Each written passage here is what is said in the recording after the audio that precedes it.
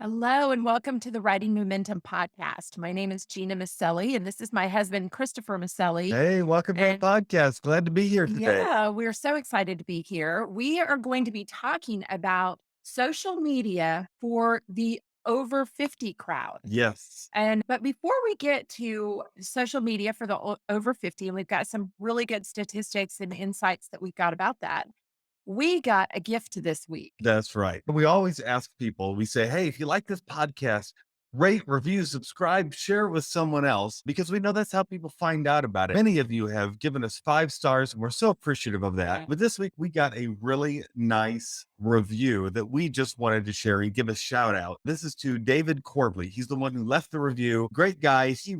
He said, it's my happy place podcast and the one that helps me the most with writing. Here's what David said. He said, stop right here and subscribe to this podcast if you want to learn about writing, marketing, and creating a great writer website. And also just need to be encouraged and feel happy. Writing Momentum Podcast is the podcast I never miss. It's my happy place in the podcast world. It always cheers me up to hear Chris and Gina and Renee's voices, and I'm always learn something new and come away encouraged. I'm a voracious podcast listener. I've subscribed to over 130 podcasts. Can you imagine Wow. that? Wow. So I know a lot about what makes for a good podcast, and this is one of the best. Subscribe now, and you'll be happy you did and smarter for it. Thank you so much, David. That really Mhm. meant a lot to us. It And really did. we hope that other people find the podcast because of your kind words. I think we need to have a writing momentum train whistle for such a good. This is what we do in our free time is we come up with sound effects That's right. and visual effects that we can do on our stuff. It's the creative mind. It never stops, you guys. Okay, so moving on. I just want to say, if you do enjoy this podcast, please do go ahead, rate, review, subscribe. But your words on things like this really do help get our podcast promoted, and we'll give you a train whistle shout out too. But today, what are we talking about, All Gina? right. Well, And what happened there? we had a friend of ours, a good friend of ours, who's also a listener, write or talk to us. And she asked us a question. She said, what if your audience, we've been doing a series now on social media. We've talked about social media and which platforms would be the best for different people. Where are people listening? And we gave a lot of demographics. But this particular person said, what if your audience isn't a young demographic? Yeah. So many social media sites specialize in. What if your crowd in your audience is the over 50 crowd? Yes. And we understand that. We really understand Yeah. that. So we thought that was a great question. And so we went out and we started doing some research on this to find out what is the best platform. And I will say, I think I had preconceptions about what it is. I think even my preconceptions were challenged in some of this as well. And when we talked about those statistics in earlier episodes, and if you haven't listened to those yet, it's episode 39, 40, and 41. Causal, we did a different one because Gina wasn't here. And I'm so glad you're back. Yeah, thank you. It's always better when Gina's here, isn't it? You. So when we gave those statistics, you'll notice that those statistics focus a lot on the younger demographic, because a lot of times media does that because that's what the advertisers are looking for. They want to know, where does that young demographic, what TV shows are they watching, and that sort of thing. But yeah, this listener made a really good point that, yeah, but what if your reader, the person that you're marketing to, once is in an older audience, like 50 plus? Where do they go then? The truth is, and just because certain of those platforms are more popular because they cater to a younger demographic, that doesn't mean there isn't a huge older demographic also on some of these platforms. And so what did we find, Gina? First of all, I want to before we start getting into the percentages. This was my contention when I was looking at this, is that a lot of these articles were saying it's this percentage of Americans or that percentage of that particular demographic, that kind of thing. Yeah. And I said, but those, and the question I kept coming back to Chris with was, those percentages have to correlate to a number, an Yeah. actual number. It doesn't matter if 25% of the audience 50 plus is on a certain platform, that doesn't really mean anything if you're not really talking about, okay, but actually, how many people is that? Yeah. Who is that? So we were looking at the statistics. At first, I wanted to start with the statistics of the 50 to 64-year-old crowd. That represents a little over 60 million people, Americans. Yeah. We're talking about Americans here, but in other countries, you would have to look at those statistics. I think the percentages might be similar across the board, but as far as the size of the United States, we are talking about a little over 60 million Americans when we start giving you these percentages. Yeah. And so this is from a Pew data research study. And this is really interesting. So you remember we were talking about Facebook, YouTube, Pinterest, Instagram, LinkedIn, Twitter, and TikTok. And this Pew research study does not cover TikTok. So we're going to drop them out of it for this week. But of those remaining, Facebook, YouTube, Pinterest, Instagram, LinkedIn, and Twitter, most 50 to 64-year-olds, surprisingly, are on YouTube. That was YouTube. it was surprising in one respect. It was not completely surprising in other respects Yep. because we both have, although 50 to 64-year-old, We fall into that we're in demographic. this demographic. And we use YouTube Yeah. more than we use some of the others. Yeah. And I think a lot of people are using YouTube um, in place of television, in Yeah. place of like broadcast or streaming television. They're using YouTube for that entertainment value. Yeah. YouTube is different from the other social networks in that, first of all, as we talked about in one of the previous podcasts, it is a search engine. Like Pinterest and YouTube are search engines before they are social networks, where the others are social networks first.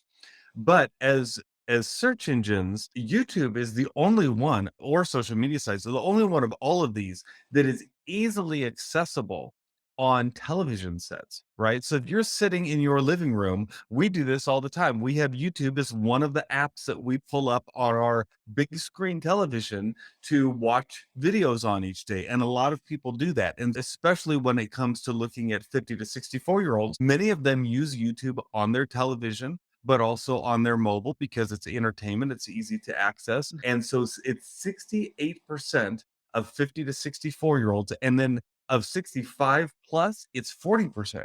Yeah. So if you're wanting to reach people age 50 and above, YouTube is your number one resource. Now, you may not feel comfortable in front of a camera all the time as an author. A lot of us who are introverts, we shy away from this whole camera deal, but really, it's a great way to reach your audience. And we'll have to do a future episode on how to be comfortable in front of a camera because really, once you start doing it, it's quite enjoyable. It's not difficult at all.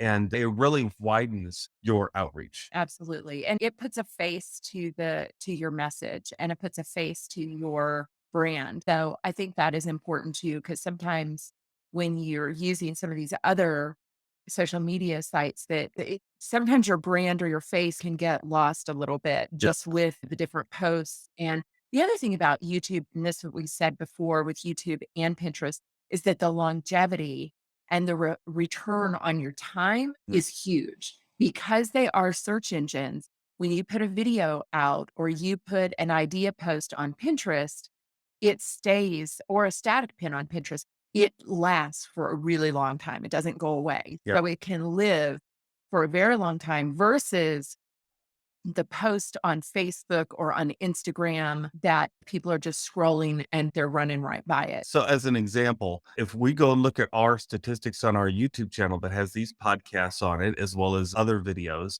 we have seen that some of those videos that are 2 or 3 years old sometimes are still getting active views today. Whereas Facebook, Instagram, LinkedIn, those older posts, they're just gone, right? They dropped off the feed. They're gone forever for the most part. And so really that's why YouTube's powerful. Now, as great as YouTube is, there is a super close second. In fact, so close that I think it's within the margin of error to possibly rival YouTube, both for 50 to 64-year-olds and 65 plus, and that is Facebook.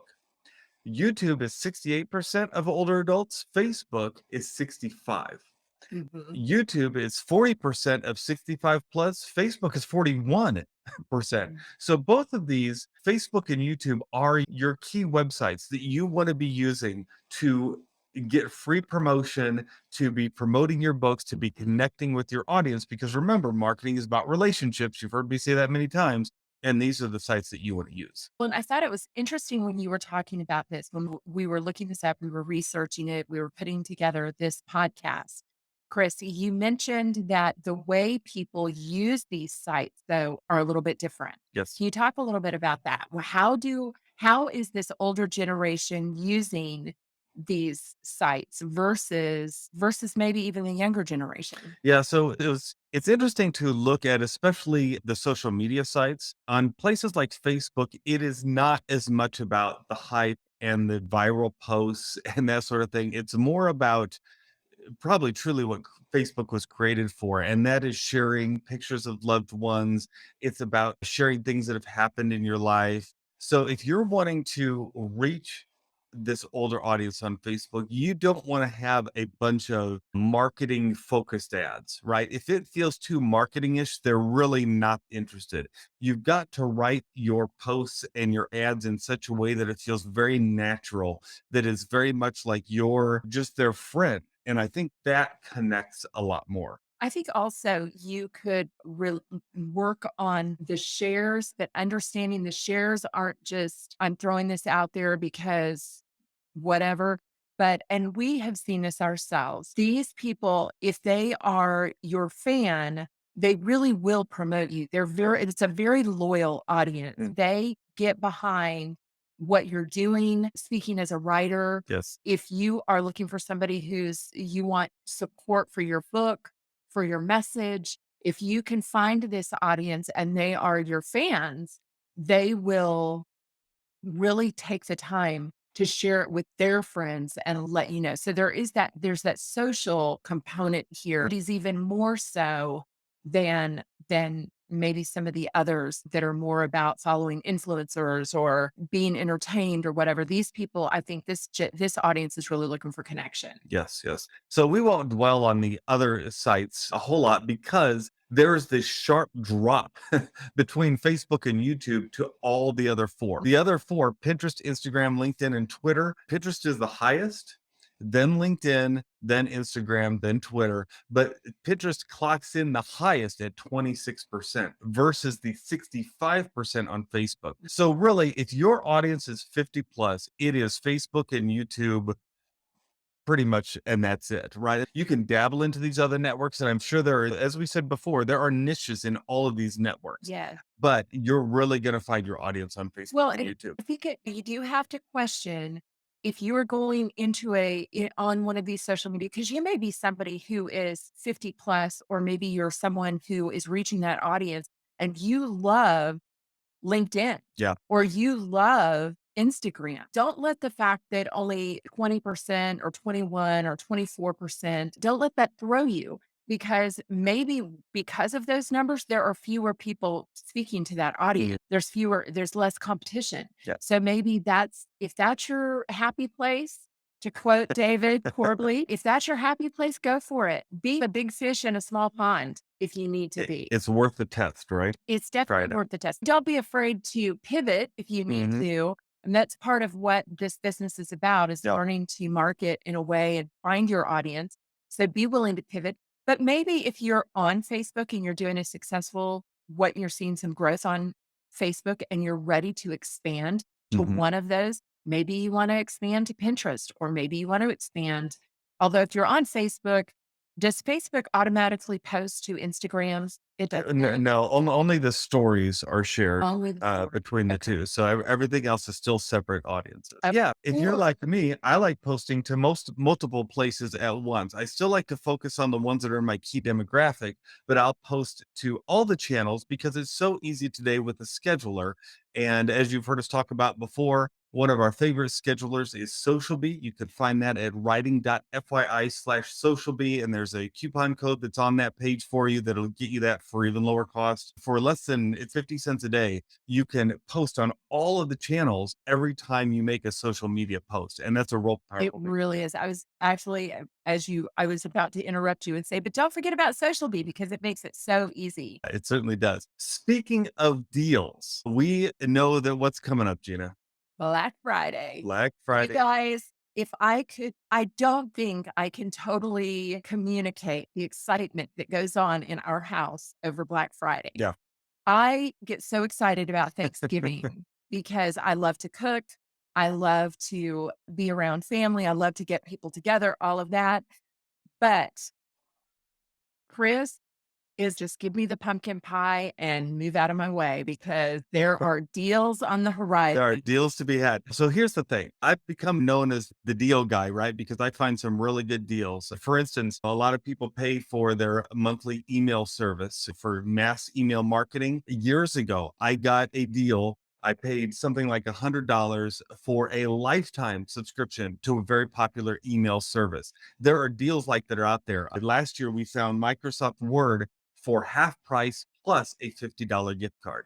So we love deals. This year, what I'd like to do is if any of you would like to be in on those deals that I find, especially the ones for writers, all you have to do is I've set up a text message service that we can all mass text together and you can opt in and opt out of it. So you don't have to worry there's not going to be any spam or anything.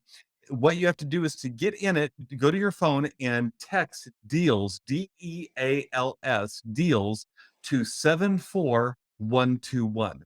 When you text deals to 74121, you're opting in to my personal deal finder list. And when I find a really awesome deal this Black Friday, I will text it out to our group and everyone can jump in on it.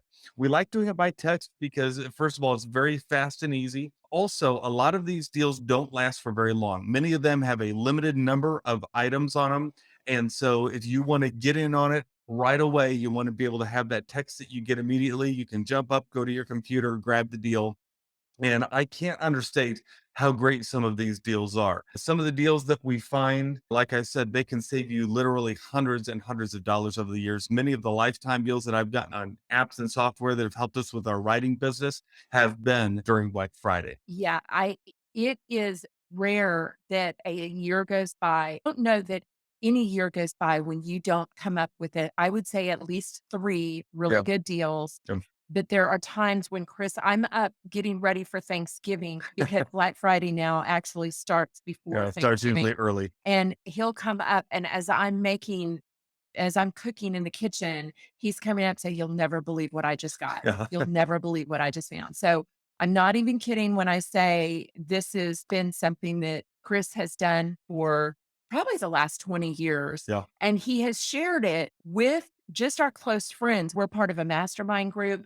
He will contact our mastermind members and say, "Hey, I just found this. I just found this. You guys want to find that, get that." So he's all over it. So I'll be doing it anyway. You might as well let me be your personal shopper. So if you want to be in on that, Yeah. text deals, DEALS to 74121 and you'll be in the group. And it's as Yeah. simple as that. That's it. All right. Thank you so much for listening to the Writing Momentum podcast. If you've enjoyed this, please do like David, rate, review, subscribe, and share with others. We so appreciate it when you do because that helps others find it. And don't forget, what, Gina? Together, we have writing momentum. Bye bye.